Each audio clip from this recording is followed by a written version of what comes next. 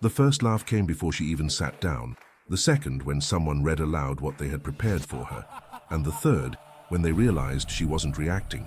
She didn't cry, didn't defend herself, didn't beg. She just stood there, motionless, listening to every word while everyone believed they had won. What no one noticed was the most dangerous detail in that room.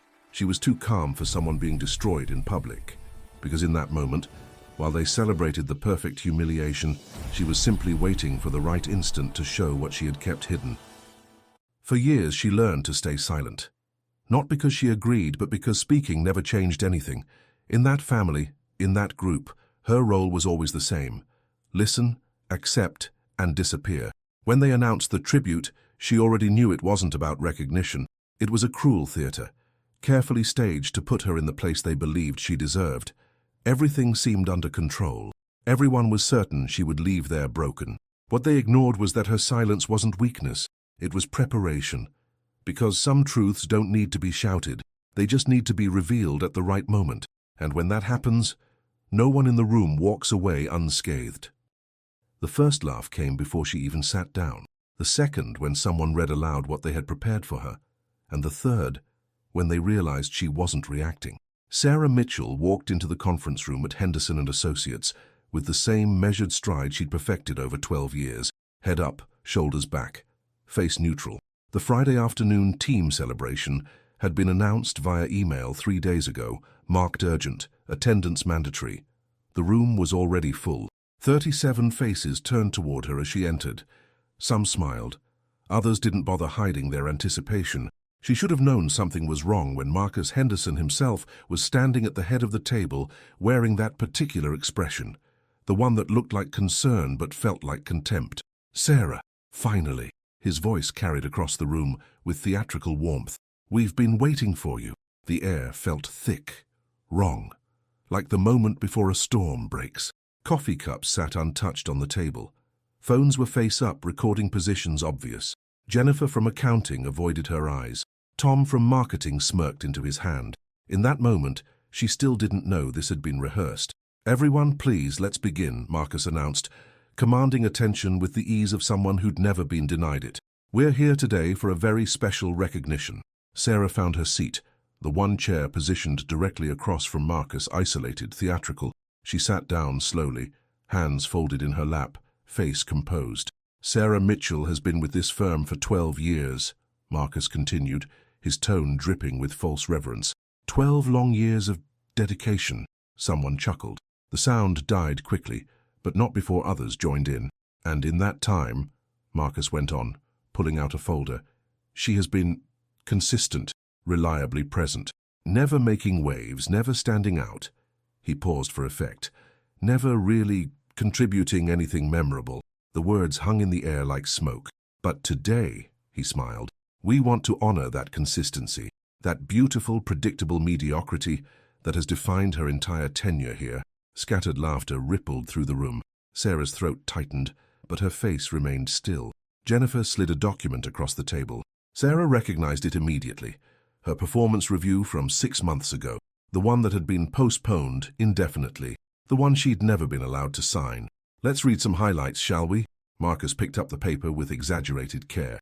"Sarah demonstrates adequate competence in routine tasks." More laughter. "She lacks initiative and creative thinking." A cough that wasn't quite covering amusement. "And perhaps most notably," Marcus leaned forward, "she has consistently failed to understand the strategic vision of this firm, despite numerous patient explanations." And that's when she understood. This wasn't a tribute. It was a public execution. "But the most interesting part," Marcus continued, his voice dropping to a conspiratorial whisper that somehow carried to every corner, "is what we discovered last month." He pulled out another document. Sarah recognized the letterhead. Wellington Trust, her late mother's estate attorneys. Her pulse quickened. Her hands, still folded, turned cold. "It seems," Marcus said slowly, savoring each word, "that our dear Sarah has been, how should I put this, financially compromised, desperate even. Probably why she's clung to this position despite being clearly overqualified for." He paused, smiled. "Oh wait, I meant underqualified. My mistake." The room erupted. Real laughter now, loud and cruel. Sarah felt her breath shorten. The walls seemed closer. They knew about her mother's estate. They knew about the debts, the medical bills, the mortgage that was underwater. But how? Tom from marketing was wiping tears from his eyes. Jennifer finally looked up, guilt flickering across her face before she glanced away again. Marcus stood there, triumphant, feeding off the energy like it was oxygen. And Sarah sat there perfectly still, her body betraying her with cold hands and a racing heart, while her mind calculated a different equation entirely. They all knew. Every person in this room had known what was coming, except her. Sarah, Marcus said, his voice now mock-gentle, we're sharing this because we care, because you need to understand your position here, your place. We've been patient, but patience has limits. He placed both documents in front of her. These are facts, numbers, reality. And reality is, you're replaceable, expendable. A placeholder who's overstayed her welcome. Someone in the back started a slow clap. Others joined. The sound was deafening, mocking, apocalyptic. Sarah's hands remained folded. Her face remained neutral. Her breathing, though fast, was silent. And that's when Marcus's smile faltered, just slightly, just for a second, because Sarah Mitchell wasn't crying. She wasn't defending herself. She wasn't begging for mercy or running from the room in shame. She was sitting there, absorbing every word, every laugh, every betrayal, with the stillness of someone who'd been expecting this all along. Do you have anything to say? Marcus prompted, leaning forward. Sarah looked at him, really looked at him, and for the first time in 12 years, she smiled. Not a big smile, not a triumphant one, just a small knowing curve of her lips that made the laughter in the room die down to confused murmurs. Not yet, she said quietly, but I will. The room fell silent, and Marcus Henderson, for the first time in his professional life, felt the cold touch of uncertainty crawl up his spine, because Sarah Mitchell was too calm for someone whose life was being destroyed in public, too controlled, too prepared. And in that moment, though no one else saw it, she reached into her jacket pocket and touched something small, rectangular, and devastating. In that moment, she still didn't know they had rehearsed this, but they didn't know what she had rehearsed either. 28 years earlier, in a different room, a different audience had taught Sarah Mitchell her first lesson about invisibility. Sarah, sweetie, why can't you be more like your sister? Her mother's voice, tired, disappointed, automatic, had been background noise throughout her childhood. Emily was 3 years older, effortlessly beautiful, naturally charming, the kind of girl who made adults light up when she entered a room. Sarah was the other one, the quiet one, the one who tried too hard and still somehow fell short.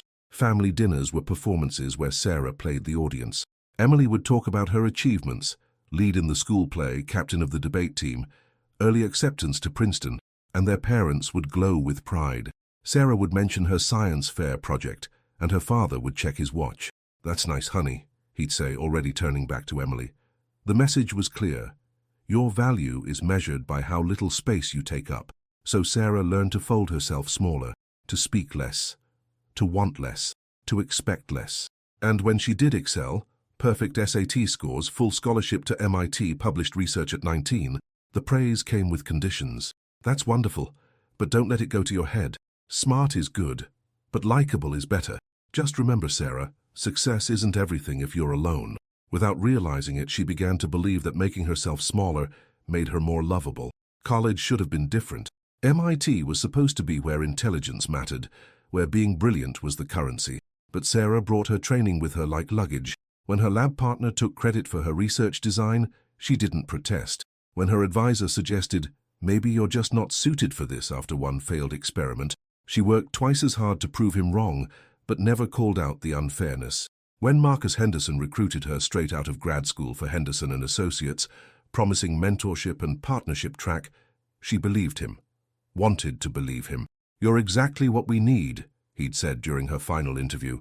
Smart, capable, and, he'd paused, smiled, manageable. She'd heard that word as a compliment. The first year was promising. She worked 70-hour weeks, produced flawless analysis, brought in 3 major clients. Marcus praised her work ethic, her attention to detail, her team player attitude. But partnership discussions never materialized. Promotions went to others.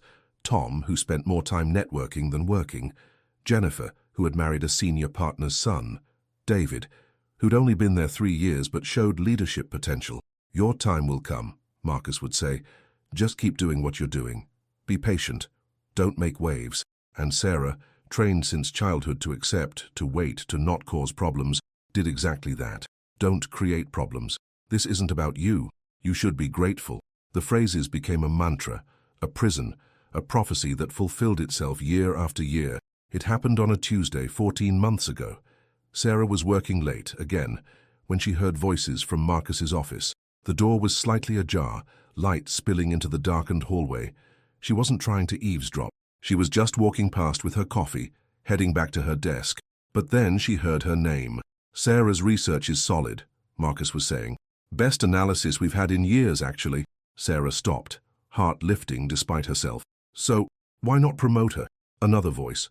Roger Chen, the CFO. Marcus laughed. Are you kidding? She's exactly where we need her. She does the work of 3 people. Never complains, never demands more money, and genuinely believes she's being considered for partner. Silence. Then Roger's uncomfortable chuckle. That's kind of ruthless, Marcus. That's business, Roger. Sarah Mitchell is the perfect employee precisely because she doesn't know her own value. The moment she realizes it, the moment she starts making demands, she becomes expensive, difficult, replaceable. Sarah's coffee had gone cold in her hand. Besides, Marcus continued, I've got the Wellington estate deal moving forward. Once we secure that trust fund management contract, we'll have enough to— Wait, Roger interrupted. Isn't Sarah the Wellington heir? Didn't her mother just die? Exactly. 3 million in assets, probably more. The woman's grieving, vulnerable, has no idea what she's sitting on. I've already positioned Tom to approach her about helping with the estate management. She trusts us. It'll be easy. Sarah had turned around and walked back to her desk in silence. Not running, not crying, just walking, one foot in front of the other, while her entire understanding of the last 11 years crystallized into perfect, terrible clarity. She sat down at her computer and opened a new folder. She titled it Documentation. That was the moment she learned. Whoever speaks too soon loses. The next 14 months were the hardest of Sarah's life, because she had to continue being the person they expected, the grateful, naive, manageable Sarah Mitchell, who didn't know she was being used. She had to smile at Marcus's hollow encouragements. She had to have coffee with Tom, who was suddenly very interested in her mother's estate, and pretend she didn't know why. She had to sit in meetings where her ideas were credited to others and nod like it was normal. She had to watch as they hired Rebecca Thompson, 26, fresh-faced, exactly like Sarah had been 12 years ago, and see the cycle beginning again. But while she played her role, she was also collecting. Every email where Marcus took credit for her work, saved to a personal encrypted drive. Every client she'd brought in with time-stamped correspondence, documented. Every instance of Tom accessing her mother's financial records without authorization, logged with IT. Every performance review that contradicted Marcus's private admissions, scanned and stored. She spent her lunch breaks in the county records office, her evenings with her mother's estate attorney, a different one, not the one Marcus had recommended, her weekends learning employment law. She documented everything, proved everything, built a case that would be impossible to deny or dismiss, and it was crushing her.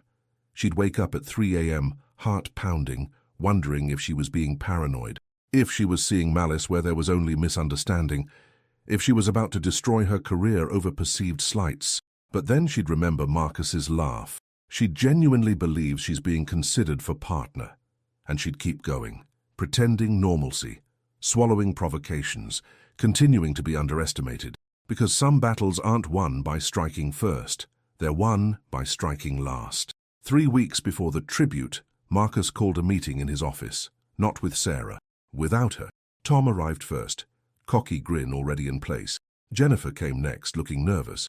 Roger Chen declined to attend, citing a conflict, the first smart decision anyone made. Gentlemen, Marcus began, and Jennifer, we have a Sarah Mitchell problem. Jennifer frowned. Problem? She's your best analyst. Exactly, Marcus said, and she's starting to realize it. Last month, Sarah had done something unprecedented. She'd asked for a raise. Nothing dramatic, just a market rate adjustment backed by documentation of her contributions. She'd been polite, professional, and completely reasonable, which, to Marcus, was terrifying. She's getting ideas, he continued. Confidence. Next thing you know, she'll want equity, partnership, a voice in decisions. Tom leaned back in his chair. So, fire her. Can't. She's too valuable. Plus, wrongful termination lawsuit would be messy. Marcus drummed his fingers on the desk. No, we need something more elegant. We need her to understand her place, to remember why she needs us, not the other way around. He smiled. We need to break her spirit. Jennifer's face went pale. Marcus, that's strategic, he interrupted. This is a strategic intervention. For her own good, really. She needs to understand reality before she makes a career-ending mistake. He pulled out a planning document. Yes, he'd actually created a document titled Sarah Mitchell Performance Intervention. Here's what we're going to do, Marcus said. Next Friday, mandatory meeting framed as a team celebration. I'll present her performance review publicly. We highlight every mistake, every shortcoming, every way she's failed to meet our standards. That's not true, Jennifer said quietly. She exceeds every standard. Jennifer, Marcus's voice hardened. Are you on board with this team or not? She looked down, said nothing. Tom, you'll bring up the Wellington estate situation. Mention her financial difficulties. Make it clear she's desperate. Tom nodded enthusiastically. Got it. Make her look pathetic. Exactly. By the end of the meeting, she'll be so grateful to still have a job, she'll never ask for anything again. They spent 2 hours rehearsing.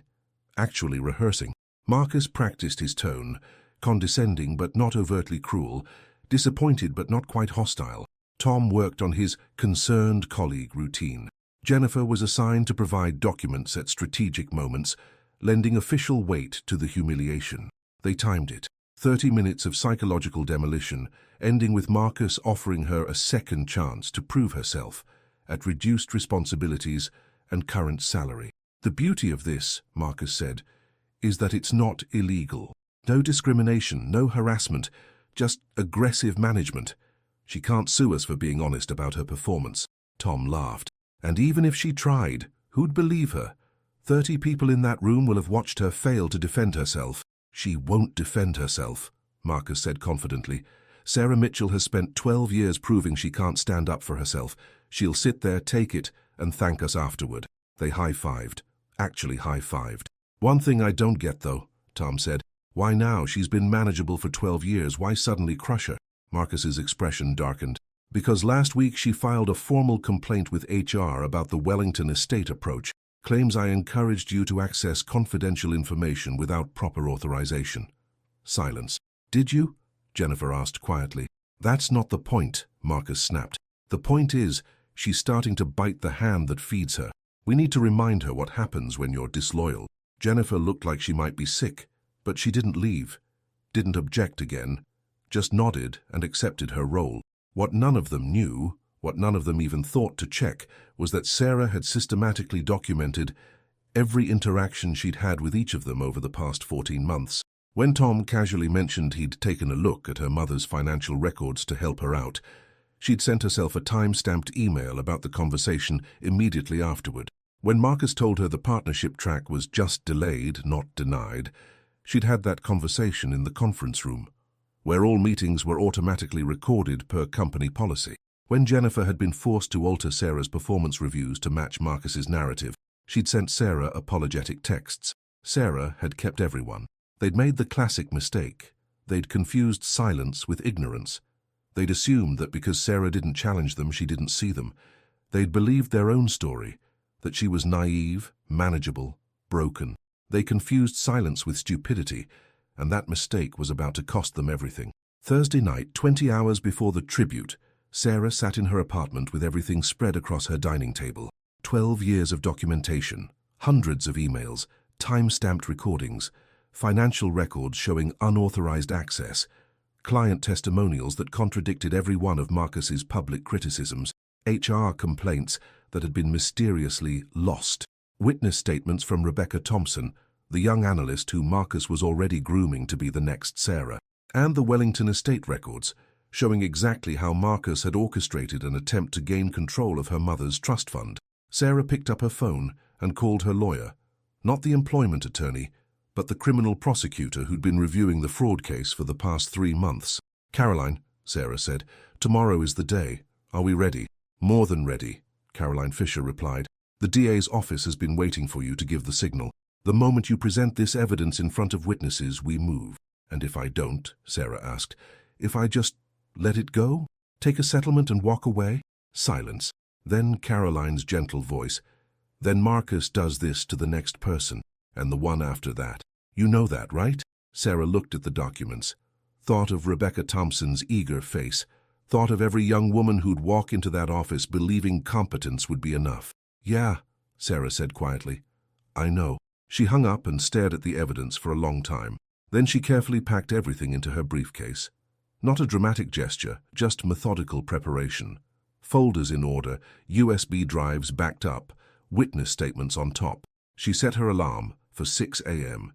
And for the first time in 14 months she slept soundly, because tomorrow the world would stop confusing her silence for weakness. The first laugh came before she even sat down. By 2:30 p.m. Friday, the conference room was an amphitheater of anticipation. 37 people packed into a space designed for 20, phones positioned, whispers barely concealed.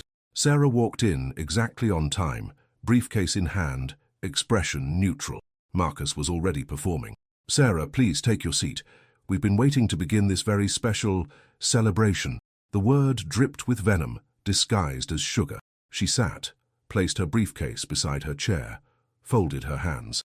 Now, Marcus continued, we're here today to recognize 12 years of service, 12 years of consistency. He paused for laughter. Got it. Sarah has been many things at this firm, reliable, present, adequately competent. Tom jumped in as rehearsed. Let's be honest, Marcus. Sarah's been a team player, never rocks the boat, never demands too much, never really shines. But, hey, not everyone can be a star, right? More laughter.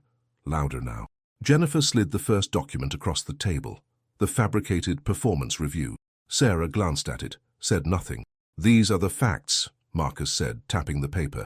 This is your performance, Sarah. This is your value to this firm.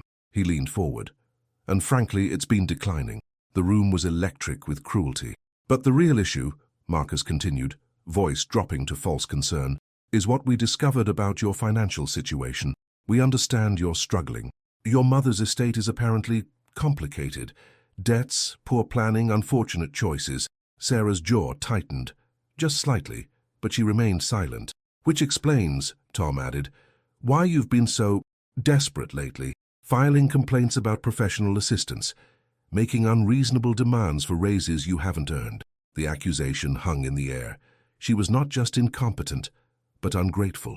Sarah, Marcus said, standing now, commanding the room like a prosecutor before a jury, this intervention is for your benefit. You need to understand your position here, not what you imagine it to be, but what it actually is. He placed both hands on the table, leaning toward her. You are replaceable. You are expendable. You have been kept here out of generosity, not necessity. And if you continue this path, this delusional belief that you deserve more, you will find yourself with nothing. Applause started. Actual applause, like they'd rehearsed it because they had. Sarah sat through it all, every word, every laugh, every humiliation. And she didn't cry, didn't defend herself, didn't beg. Marcus expected tears. At minimum, he expected visible distress. What he got was stillness. Sarah Mitchell sat in her chair, hands still folded, face composed, breathing steady. Her eyes were open, alert, focused. Not the glazed look of shock, but the sharp attention of someone who was taking notes. The laughter in the room began to die down, replaced by confused murmurs. Sarah, Marcus prompted, do you have anything to say? Any defense for your performance? She looked at him, a long measuring look that made his confident smile falter. Not yet, she said quietly, but I will. The room fell silent. Tom shifted uncomfortably. Jennifer looked down at her hands. Someone in the back coughed. I'm sorry, Marcus said, trying to reclaim control. I said, Sarah repeated, her voice calm, clear, carrying to every corner of the room. Not yet, but I will. She reached down and touched her briefcase, just a light touch, her fingers resting on the leather like a promise. Are you... Marcus laughed, but it sounded hollow now. Are you threatening us, Sarah? No, she said. I'm informing you. The temperature in the room seemed to drop. Informing us of what? Tom demanded, aggression covering his sudden uncertainty. Sarah stood up, not dramatically, just the natural movement of someone who'd decided it was time. That you made 3 critical mistakes, she said. Marcus forced a laugh. Really? Please enlighten us. First, Sarah said, picking up the fabricated performance review. You assumed I wouldn't document the real reviews, the ones where you called my work exceptional, where you told clients I was the best analyst you'd ever hired, where you promised partnership any day now. She placed the document back on the table. Second, you assumed I wouldn't notice when Tom accessed my mother's estate records without authorization. Multiple times, with your encouragement. Tom's face went white. And third, Sarah said, looking directly at Marcus, you assumed that silence meant compliance. She opened her briefcase. It didn't. It was too late to turn back now. Sarah pulled out the first folder with the same calm precision she'd used for 12 years of work. No drama, no theatrics, just competence. This, she said, placing it on the table, is a complete record of every project I've led, every client I've brought in, and every dollar of revenue I've generated for this firm over 12 years. She opened it to a page marked with a yellow tab. You'll notice that my work accounts for 37% of this firm's total revenue. That's not an estimate. That's from your own financial reports, which I have copies of. Marcus's mouth opened, closed. How did you... Public records, mostly, Sarah said, plus the financial disclosures you file with the state. You'd be surprised how much information is available when you actually look for it. She pulled out another folder. This one is particularly interesting. These are client testimonials, 43 clients to be exact, responding to an anonymous survey about who they actually work with at this firm. She read from the top page, quote, Sarah Mitchell is the only reason we stayed with Henderson & Associates. Marcus Henderson hasn't returned our calls in 2 years. Someone gasped. Another one. Sarah's analysis saved our company $3 million. Meanwhile, Tom Carter tried to sell us a strategy that would have bankrupted us. Tom stood up. That's taken out of context, is it? Sarah didn't raise her voice. Because I have the full survey results here. Would you like me to continue? He sat back down. But that's not why we're really here, Sarah continued. We're here because you decided to publicly humiliate me rather than simply letting me go, which means you wanted everyone to witness my destruction. She pulled out a USB drive. So now everyone gets to witness the truth instead. She plugged it into the room's display system. The screen behind her flickered to life. This is a recording from this very room, dated 16 months ago. Our security system records all meetings per company policy. You all signed the consent forms. So did Marcus. She pressed play. Marcus's voice filled the room. Sarah's research is solid. Best analysis we've had in years, actually. Then Roger Chen. So why not promote her? Marcus's laugh, now sounding sinister. Are you kidding? She's exactly where we need her. She does the work of 3 people, never complains, never demands more money, and genuinely believes she's being considered for partner. The room was frozen. Sarah paused the recording. Would you like to hear the rest? The part where you discuss manipulating me into giving you control of my mother's estate? Or should we skip ahead to last month, where you and Tom planned this exact meeting? You can't, Marcus started. I can, Sarah interrupted. And I have. These recordings, along with documented evidence of financial fraud, unauthorized access to confidential records, and a systematic pattern of discrimination, have been reviewed by the district attorney's office. She pulled out one final document. This is a subpoena. It was served to the firm this morning. The DA's office is investigating Henderson & Associates for fraud, embezzlement, and violation of fiduciary duty. She placed it in front of Marcus. The investigation focuses primarily on your handling of the Wellington estate and 17 other cases where you've used your position to gain unauthorized access to client funds. Marcus stared at the document like it might catch fire. The meeting we're having right now, Sarah continued. It's being recorded by the DA's office. They're very interested in documenting your response to these allegations. She looked around the room at 37 faces, now pale and stunned. Everyone in this room has been interviewed. Some of you cooperated, some of you didn't. But everyone knows now what I've known for 14 months. She closed her briefcase. I didn't bring vengeance here today. I brought facts. I brought evidence. I brought the truth that you all spent 12 years trying to bury. Jennifer was crying now. Tom looked like he might pass out. Marcus just stood there, his carefully constructed authority dissolving like sugar in rain. Sarah, Marcus said, his voice barely audible. We can discuss this. Come to an arrangement. Surely we can... No, Sarah said simply. We can't, because this isn't about negotiation. It's about accountability. She walked toward the door, then paused. Oh, and Marcus, About my financial situation. My mother's estate is worth $4.3 million, managed by a legitimate trust attorney who's been documenting your attempts to interfere. I'm not desperate. I was never desperate. She smiled, that same small smile from earlier. I was patient. She didn't bring revenge. She brought facts. For exactly 7 seconds, no one moved. Then everything happened at once. Tom lurched to his feet, knocking his chair backward. This is insane. She's lying. I'm not, Sarah said quietly. The certainty in her voice stopped him mid-sentence. Jennifer buried her face in her hands, shoulders shaking. Someone, David from sales, started gathering his things, as if he could simply leave the situation behind. Marcus stood frozen at the head of the table, the subpoena in his hand, his face cycling through emotions too quickly to name. Disbelief, rage, fear, back to disbelief. You can't do this, he said finally. Do you understand what you're destroying? This firm employs 43 people, their families, their futures. No, Sarah corrected. You destroyed it. I'm just making sure everyone knows who's responsible. Sarah, please. Jennifer looked up, mascara streaking her face. Some of us didn't want this. Some of us tried to... I know, Sarah said, her voice softening slightly. I know who participated and who just stayed silent. The DA knows too. Your cooperation has been noted. Rebecca Thompson, the young analyst Sarah had been protecting, stood up from the back of the room. Is it true? Everything you said about how he operates. Sarah looked at her, saw herself from 12 years ago, full of hope and naive trust, and nodded. Every word. Rebecca turned to Marcus. I quit. Effective immediately. 3 other junior analysts stood up with her. Marcus finally found his voice, but it came out wrong, too loud, too desperate. Everyone sit down. Sarah is disturbed. She's fabricated evidence because she couldn't handle honest feedback. But no one was listening anymore. Tom was on his phone, presumably calling a lawyer. Several people were already edging toward the door.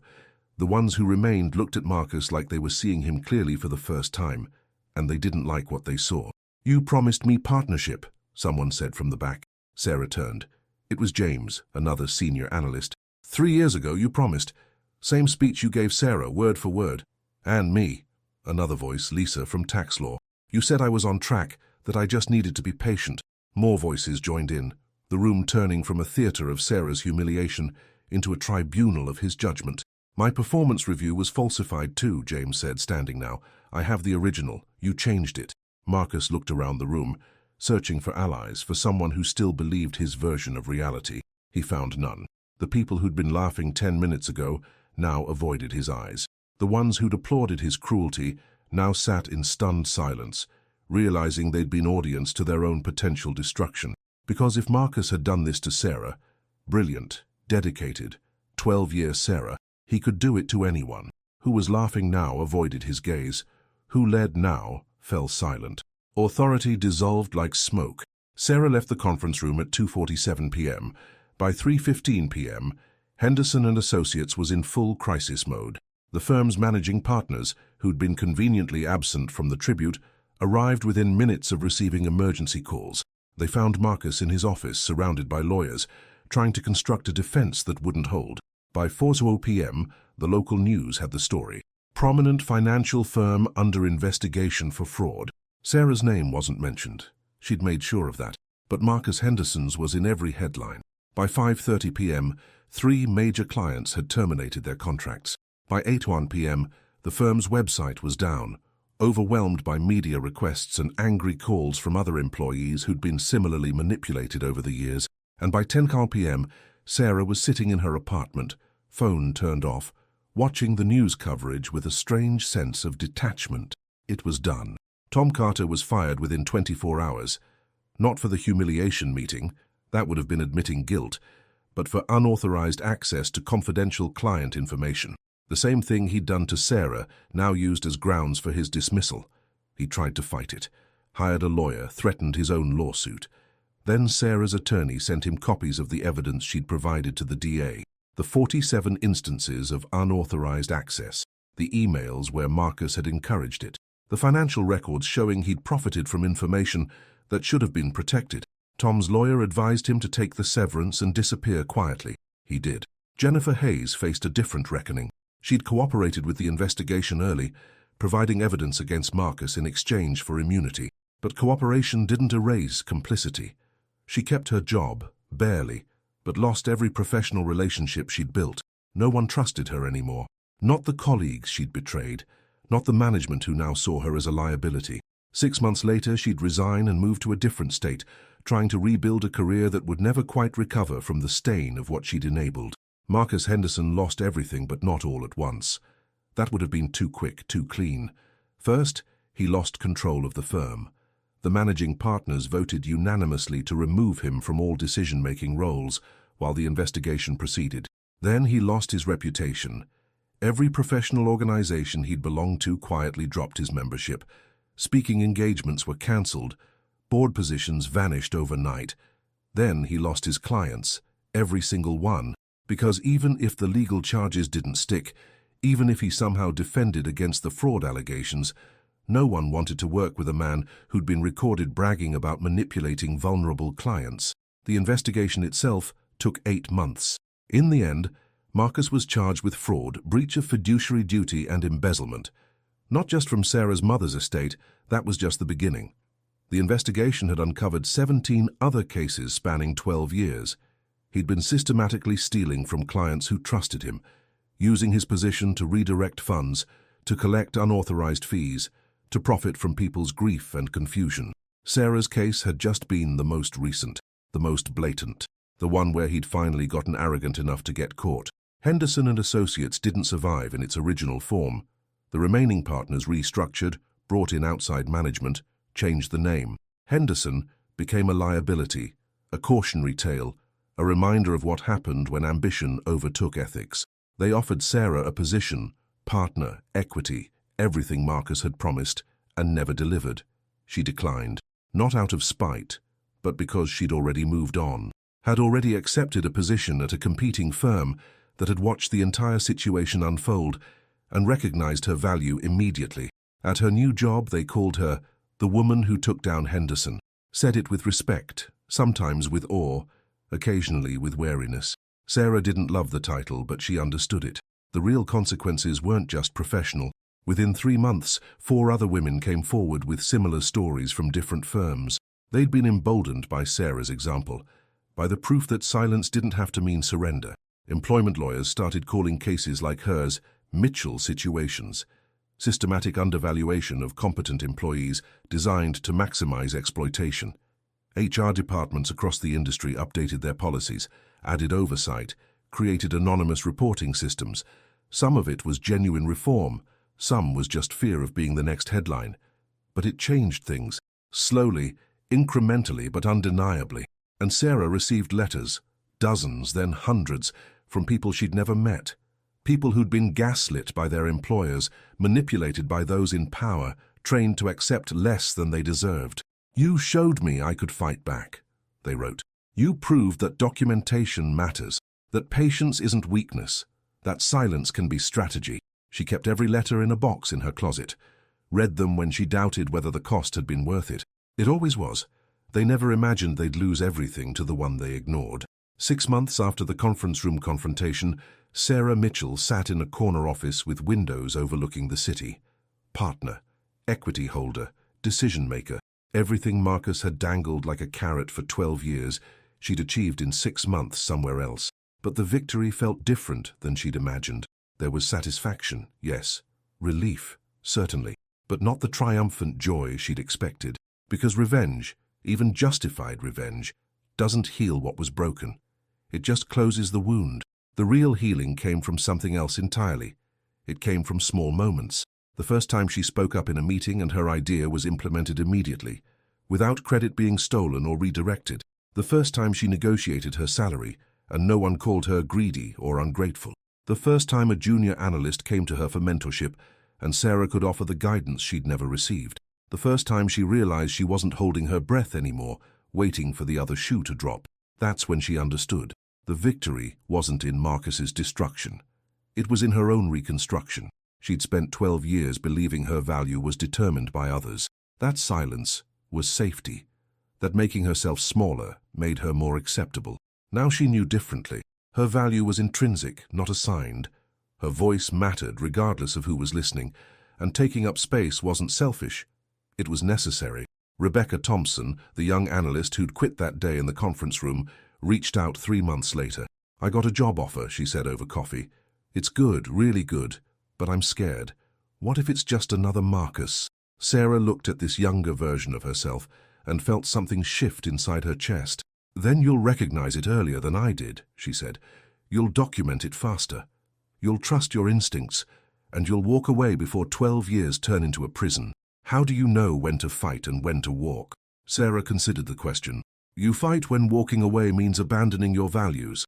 You walk when fighting means compromising them. The trick is knowing the difference." She pulled out a notebook, wrote down 3 things. "Document everything. Always trust patterns, not promises. Your silence is not their weapon." "This," she said, handing it to Rebecca, "is what I wish someone had told me at 23. Rebecca read it, eyes shining. "Thank you." "Don't thank me," Sarah said. "Just pass it forward. When you're in a position to help someone else, remember what it felt like to need help."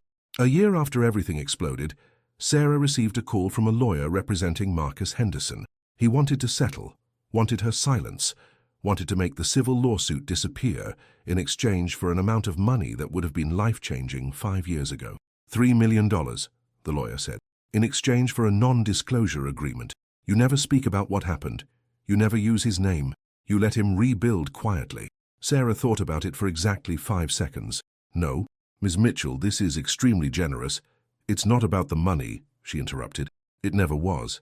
If I sign that NDA, the next person he does this to won't have my story as proof that fighting back is possible. They won't have the precedent. They won't have the hope." "You're turning down $3 million for hope." "No," Sarah said. "I'm turning down $3 million because some things aren't for sale. My story is one of them." She hung up. Later, her lawyer called. "You know you probably would have won more at trial, right? The settlement was insultingly low." "I know," Sarah said, "but it wasn't about winning more. It was about not being bought." 2 years later, Sarah barely recognized herself. Not physically, though she dressed differently now, carried herself with a confidence that used to feel like arrogance but now felt like dignity. But internally, fundamentally, she was different. The woman who'd walked into that conference room had been carrying 12 years of doubt, manipulation, and learned helplessness. The woman who'd walked out had been carrying evidence, determination, and rage. The woman who existed now carried something else entirely. Peace. Not the peace of having won, but the peace of having freed herself from needing to win at all. Marcus Henderson's trial had ended 6 months ago. Guilty on 11 counts. Sentencing pending. Sarah hadn't attended, hadn't needed to. Her healing wasn't contingent on his punishment. She looked at herself in the mirror and saw someone who'd learned the hardest lesson of all, that you can't control what others do to you, but you can control what you do next. And what she'd chosen to do, methodically, patiently, strategically, was refuse to be destroyed. It wasn't about revenge. It was about closure. She didn't need to prove anything anymore. 3 years after the conference room, Sarah received an invitation to speak at a women's leadership conference. The topic, strategic silence, when patience becomes power. She almost declined. Almost said she'd moved past it, didn't want to be defined by what had happened, wanted to focus on the future rather than the past. But then she thought about all those letters in her closet. All those people who'd written to say her story had changed theirs. She accepted. The auditorium held 300 people. Every seat was filled. Sarah stood at the podium and looked out at the faces, young and old, hopeful and exhausted, angry and afraid. She saw herself reflected in every single one. "I'm going to tell you something uncomfortable," she began. "Silence is not always weakness. Sometimes it's the most strategic weapon you have." She told them the story. Not all of it. That would take hours. But enough. The years of manipulation, the systematic gaslighting. The moment she decided to stop speaking and start documenting. "People asked me afterward why I waited so long," she said. "Why I didn't confront Marcus immediately. Why I didn't report him sooner." She paused. "And the answer is, because I would have lost. In that moment, with no proof, no witnesses willing to corroborate, no power, I would have been dismissed as a disgruntled employee. Another woman who couldn't handle feedback. Another person making excuses for their failure. So I waited. I documented. I built a case so airtight that denial became impossible." She looked around the room. "That doesn't make me a hero. It makes me strategic. And I'm telling you this because the world will try to convince you that speaking up immediately is always the brave choice, that silence is always complicity. But sometimes, she said quietly, silence is survival, and survival is the first step toward victory. Sarah ended her speech the same way she ended every conversation about what happened. So here's what I want you to think about, she said. Not what you would do if you were me, but what you're doing right now, in your own life, where someone has told you that your silence means acceptance. Are you silent because you're weak? She let the question hang. Or are you silent because you're gathering strength? The room was absolutely still. Because if it's the latter, if you're documenting, preparing, building your case, then don't let anyone shame you for taking your time. Don't let anyone convince you that their timeline is more important than your strategy. But if it's the former, if you're silent because you've been taught that your voice doesn't matter, then hear me when I say this. She leaned into the microphone. Your voice matters. Your story matters. Your truth matters. And the moment you're ready to use it, there will be people standing with you. You just have to be patient enough to find them. After the speech, dozens of people lined up to talk to Sarah, to thank her, to share their own stories, to ask advice. One woman, mid-30s, familiar, haunted look in her eyes, waited until everyone else had gone. I work for someone like Marcus, she said quietly. I've been documenting for 6 months, but I'm scared. Sarah looked at her. Good. Fear means you understand the stakes. It'll make you more careful. When did you stop being scared? Sarah smiled. I didn't.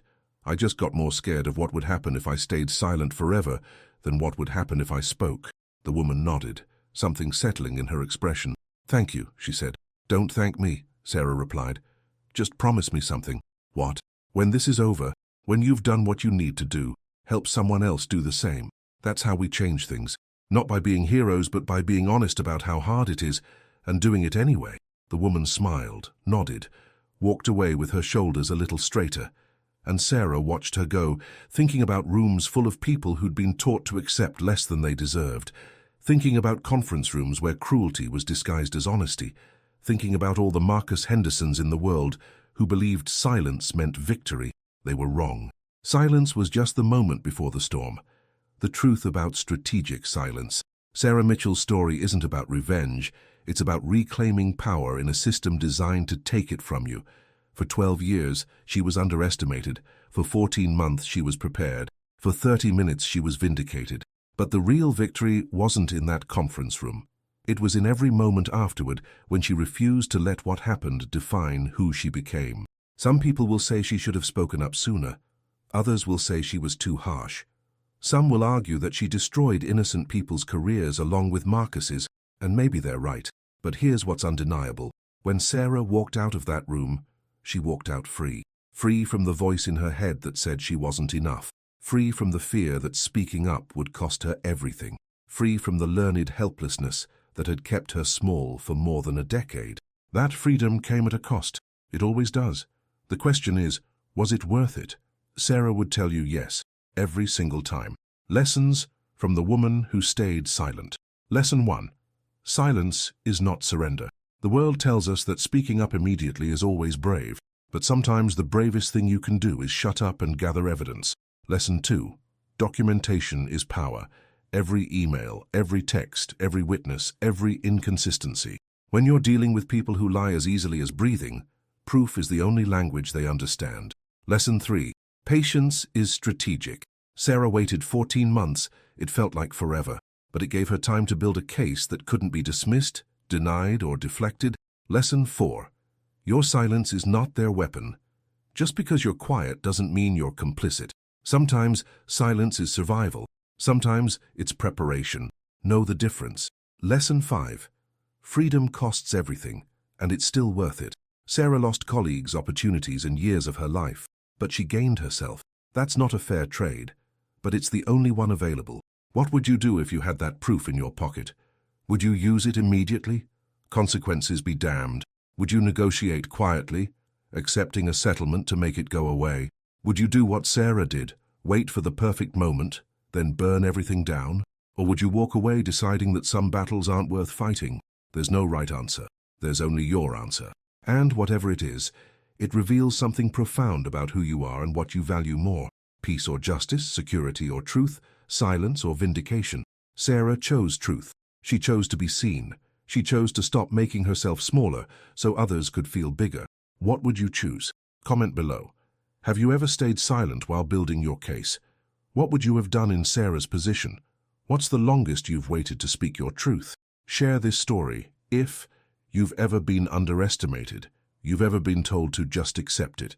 You know someone who needs to hear this. You believe that silence can be strength. Subscribe for more stories about strategic patience, reclaiming power, standing up to manipulation, turning your pain into purpose.